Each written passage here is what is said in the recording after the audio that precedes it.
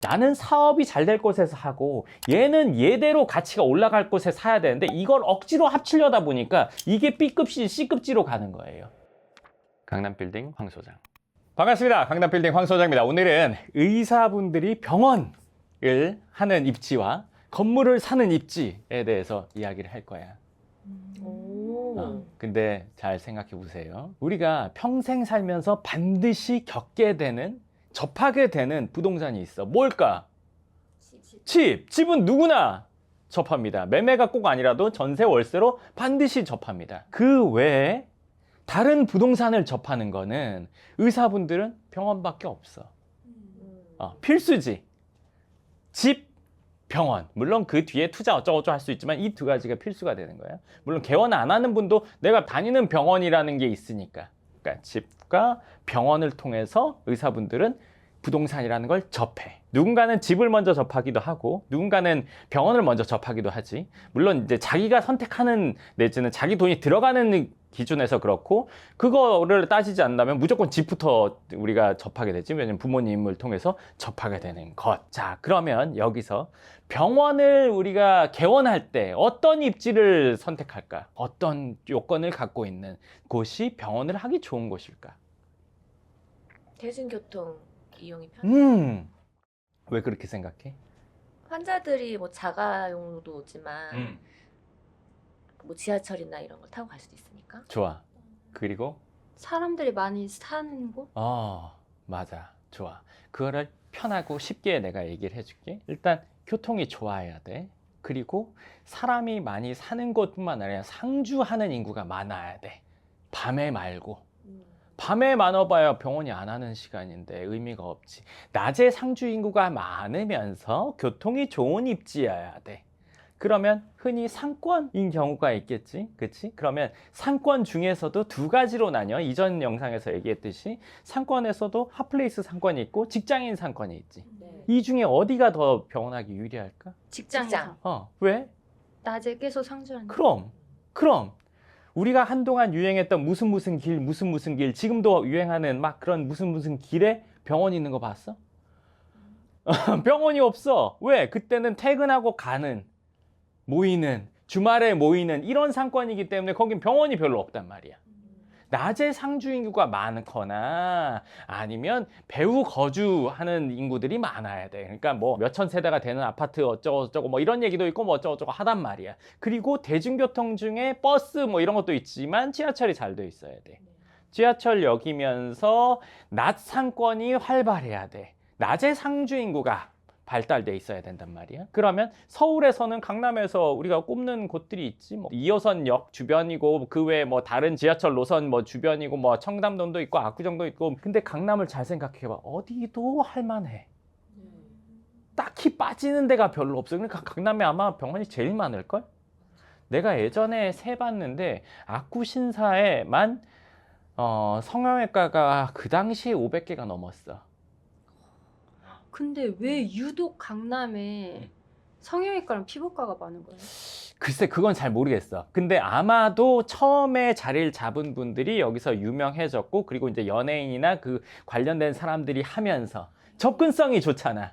그치. 어디 가서 했던 병원들이 이제 잘 되고 더 옛날에도 아마 그렇게 돼서 그쪽이 아예 메카로 자리 잡은 거지. 예를 들면 어디 가면은 뭐 양념갈비 골목이 있고 어디 가면 삼겹살 골목. 그 왜 생겼어? 처음에 거기에 잘 되던 데들이 있었으니까 사람들이 오다가 옆에 가게가 생겼고 그러다가 아예 골목이 된 거지. 강남 전체도 그렇지. 그리고 강남이라는 지역이 이제 세계적으로 유명해지면서 의료관광 오면서 이러면서 더 확장된 거지.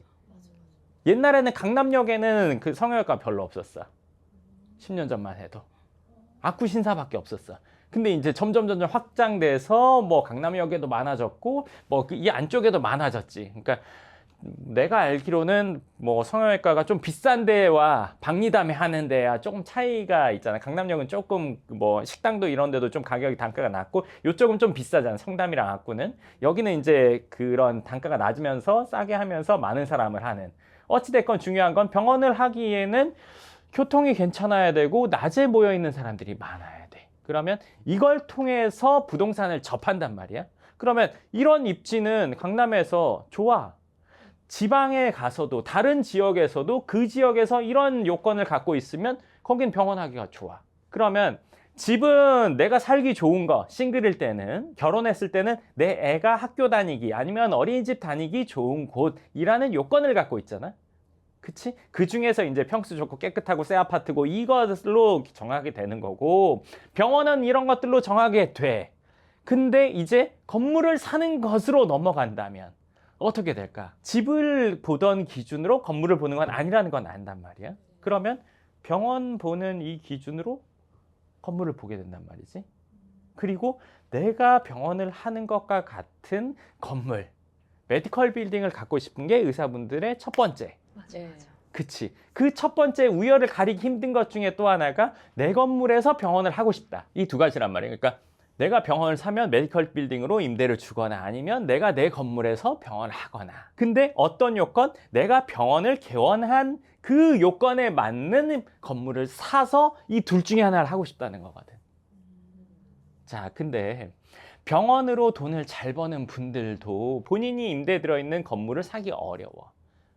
쉽지 않아. 업계에서 1등을 해도 쉽지가 않아. 왜냐면은 내가 버는 돈을 몇십 년 벌어야 이걸 살까 말까 되는 이 경우가 대부분이거든. 아주 좋은 입지인 경우에. 그래서 내가 돈을 모았어도 이런 건물을 사기는 어렵고 요거보다 좀 떨어지지만 내지는 가격 규모가 좀 작지만 요런 비슷한 요건을 가진 걸 찾게 된단 말이야.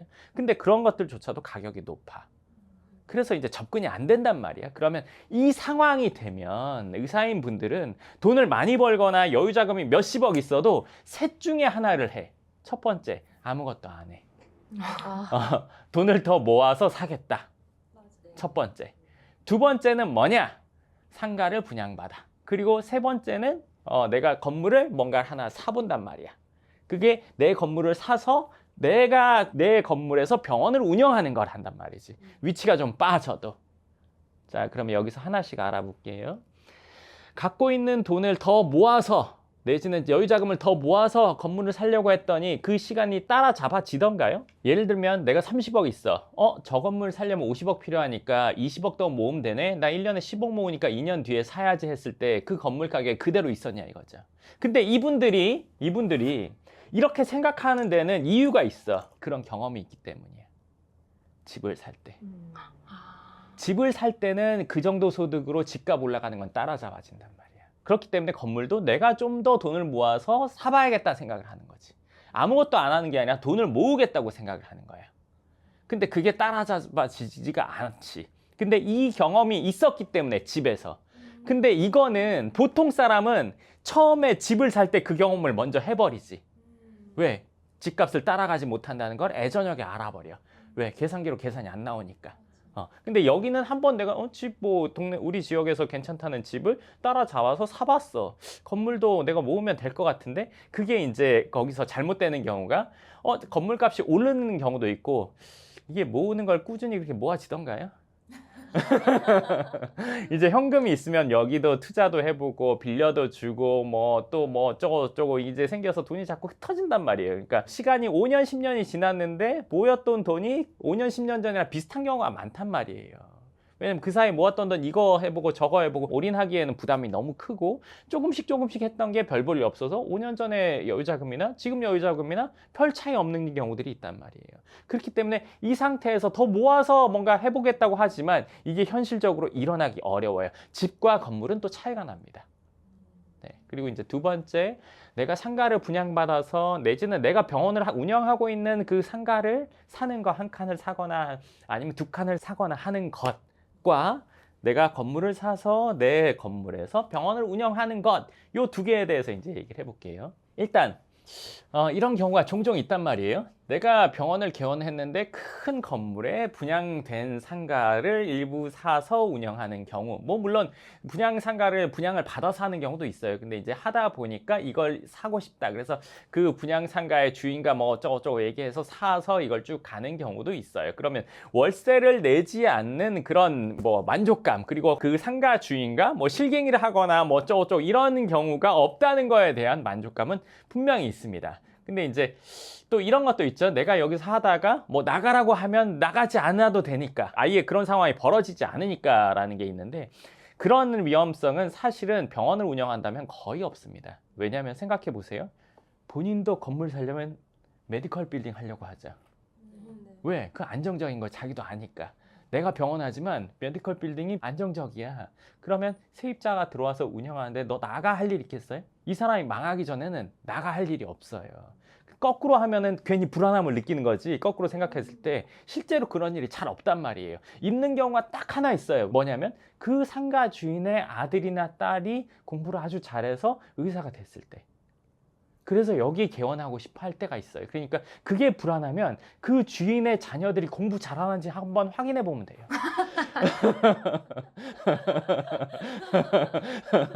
그거 말고는 그럴 일이 없어요. 야, 그래도 뭐 사촌이나 뭐 조카들, 네, 그런 경우는 한 번도 못 봤어요. 자녀 빼고 사촌이나 이런 사람들을 넣어주는 경우는 없습니다. 그렇기 때문에 그 사람의 자녀들이 공부 잘하는지 못하는지, 근데 공부를 별로 못해, 안심하셔도 돼요. 내쫓을 일이 없어요. 나가라고 할 일이 없어요. 분양상가에서, 이 건물 얘기는 따로 해볼게요. 그럴 일이 없기 때문에 그런 불안감을 가질 필요가 전혀 없어요. 근데 분양상가를 샀을 때는 이런 일이 벌어져요. 자, 분양상가 사기 전에 뭘 샀겠어요? 집을 샀겠죠, 그렇죠? 집을 산 상태에서 뭐 1, 20억이 모였어요. 그래서 그 상가를 샀어요. 또 모아서 옆 칸 또 샀어요. 확장하려다 보니까 또 옆 칸을 샀어요. 뭐 이런 경우도 있고, 몇 칸에서 멈추는 경우도 있죠. 뭐 한 100평 샀어요. 뭐 한 250평 샀어요. 뭐 이런 경우가 있을 거예요. 자, 그러면 이 상태에서 건물을 한번 다시 사는 상황이 올까요? 이게 많이 힘들어요. 이게 한 30억은 있어야 된단 말이에요. 강남 기준. 그렇죠? 1년에 10억씩 모으면 3년이면 산단 말이에요. 자, 한 칸 사고 두 칸 사고 세 칸 사니까 내가 나이가 몇 살 됐어요? 네. 그리고 애들이 또 이제 커서 생활비가 늘어가고, 또 이제 유학을 갔어요. 아니면 외국인 학교 다녀요. 아니면 뭐 해요. 어쩌고저쩌고 하다 보면 이 날짜가 오기가 쉽지가 않아요. 근데 여기서 한 30억 모이는 순간이 딱 왔어요. 50대 중반에. 건물 못 삽니다.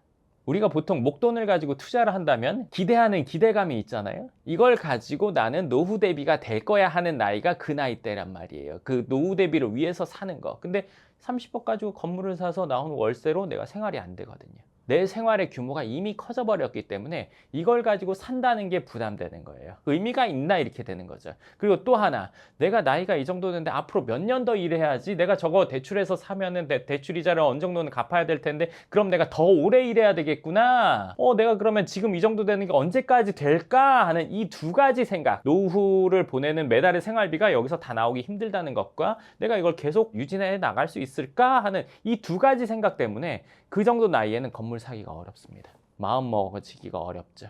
그리고 그때 또 하나 얘기를 하면, 자녀가 커서 성인이 됐거나 그러면 걔가 결혼할 거 생각하거든요. 이걸 갖고 건물 사면 제 집을 뭘로 사주지? 네. 이런 여러 가지 것들이 있기 때문에 이 계산에 의해서 사기가 힘듭니다. 집을 사고 상가를 분양받으면 돈이 있어도 못 사는 게 이런 이유 때문이에요. 이 얘기는 여기까지 하고, 자, 다음 얘기로 넘어갈게요. 건물을 샀어요. 건물을 사서 내가 원하는 대로 지었어요. 그래서 거기서 병원을 운영해요. 이럴 때는 매우 만족할 거라고 생각하겠죠. 근데 그게 그렇지가 않습니다. 왜냐하면 내가 원래 병원을 했던 자리가 있잖아요. 끝내주는 자리. 교통이 좋고 낮에 상주 인구가 많은 이런 데서 병원을 운영했어요. 건물을 샀는데 그 건물의 위치가 이것보다 좋거나 비슷한 정도가 매우 드물어요. 손에 꼽을 거예요. 물론 신사역 사거리에 보면 그런 병원들이 있죠. 많아요? 몇십 개 돼요? 몇백 개 돼요? 그게 아니잖아요. 그쵸? 손에 꼽아요. 그럼 보통의 경우에는 이런 자리에서 병원을 하다가 이거보다 못한 자리로 가서 건물을 사서 철거를 하고 짓는데 내가 원하는 대로 짓죠. 외장, 내장 신경 쓰고 구조도 아주 그냥 신경 써가지고 좀 위치는 빠지지만 그런 위치에다가 건물을 지어서 병원을 운영을 합니다. 이제 여기보다는 시인성이 좀 다니는 사람도 좀 적고 해서 조금 매출이 적게 나올 거라고 생각할 수도 있는데, 저는 그거는 아닌 것 같아요. 왜냐하면 여기서 어느 정도 꽤 오래 운영을 했기 때문에 어떻게 보면 이미 이름이 나 있는 경우 이런 일을 감행을 합니다. 네, 그렇기 때문에 매출이 어느 정도 유지돼요. 근데 요 입장을 한번 얘기를 해볼게요. 제가 누누이 이런 얘기를 했어요. 사업과 병원과 건물은 별개로 생각을 해야 된다. 사업은 사업대로, 병원은 병원대로 잘 되는 위치에서 해야 되고, 건물은 건물대로 위치가 좋은 곳에다 투자를 해야 돼요. 그 이유는 뭐냐면 병원은 병원대로 돈을 벌어야 되고, 건물은 건물대로 돈을 벌어야 돼요. 병원이 돈을 번다는 거는 환자가 많이 와서 진료를 많이 해보고 뭐 매출이 일어나고 순이익이 생기는 거죠. 건물이 돈을 번다는 거는 월세로 버는 것과 그리고 시세 차익으로, 시세 상승으로 번다는 거예요. 그쵸? 그러면 나와 상관없이 얘가 지 혼자 벌어줘야 돼요. 근데 자, 아주 쉬운 예를 들어서 우리가 집안일 밥도 솥에다 하고 빨래도 손으로 하다가 세탁기랑 밥솥 왜 사? 눌러놓으면 지 혼자 돌아가고 나는 딴짓 할 수 있잖아. 그치? 밥솥 눌러놓고 세탁기 눌러놓고 나는 세수할 수도 있고 아니면 뭐 샤워할 수도 있고 아니면 다른 거 할 수도 있잖아. 그치? 근데 누가 아주 좋은 밥솥을 샀어. 아주 좋은 밥솥을 사서 내 솥을 꺼내서 거기다가 쌀을 씻어가지고 가스레인지에 올려놓고 밥을 해. 내지는 세탁기를 사가지고 세탁기 안에서 손빨래를 해.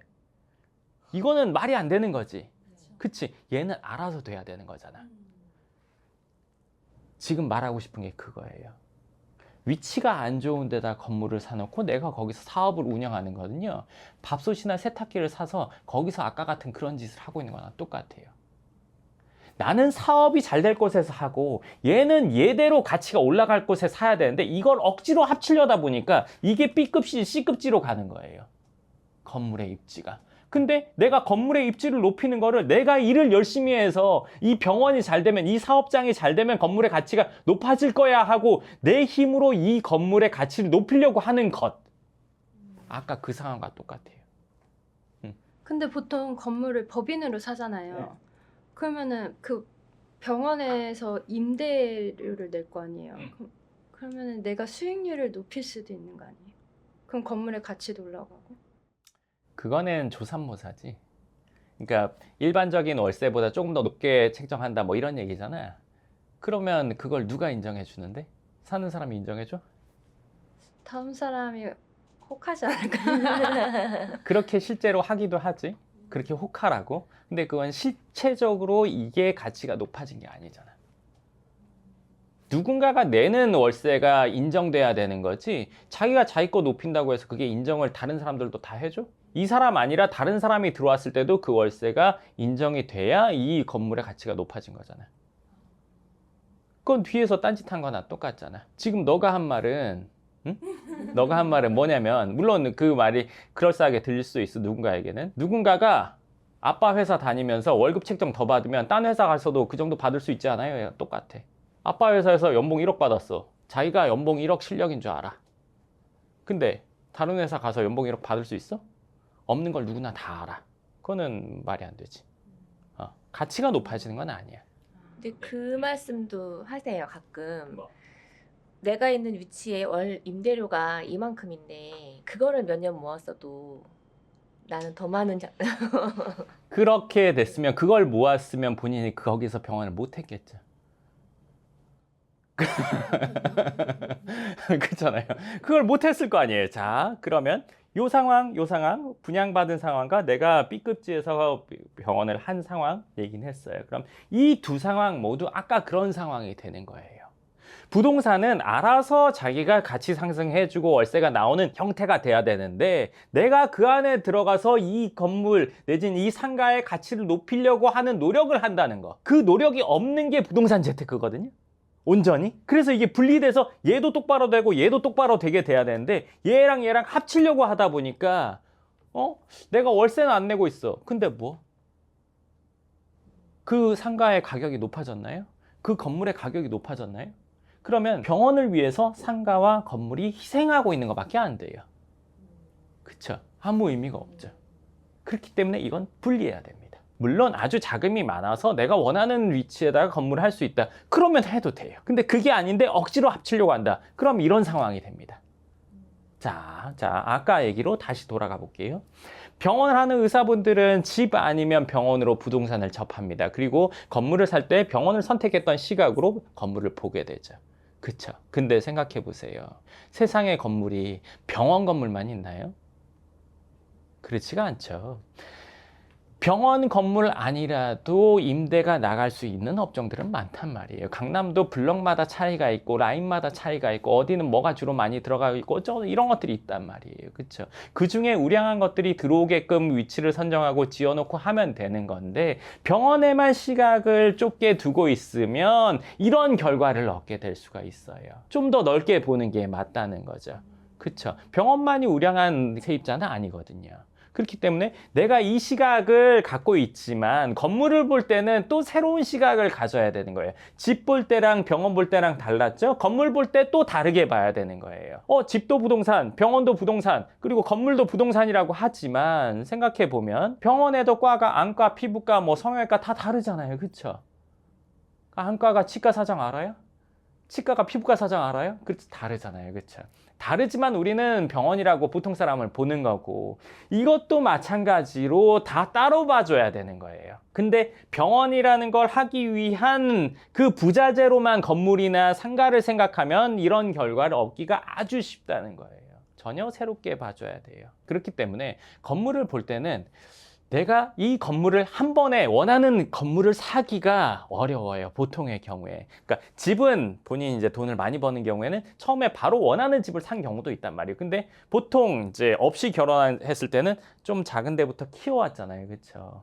건물도 마찬가지예요. 내가 메디컬 빌딩 하고 싶지만 그전에는 규모가 좀 작으니까 그 규모에서의 괜찮은 건물을 하고 두 번, 세 번에 거쳐서 메디컬 빌딩을 가겠다라는 목표를 세워야 되는 거지 한 번에 메디컬 빌딩이 되기가 매우 어렵단 말이에요. 그 정도 자금이 있는 분이라면 그렇지만 작은 자금에서 꼭 메디컬 빌딩을 할 거야 이렇게 하면 서로 이게 상충돼 버리면 엉뚱한 위치에 아니면 엉뚱한 규모의 건물을 만들 수가 있기 때문이에요. 그렇기 때문에 이거는 이거대로의 새로운 시각을 갖고 해야 된다.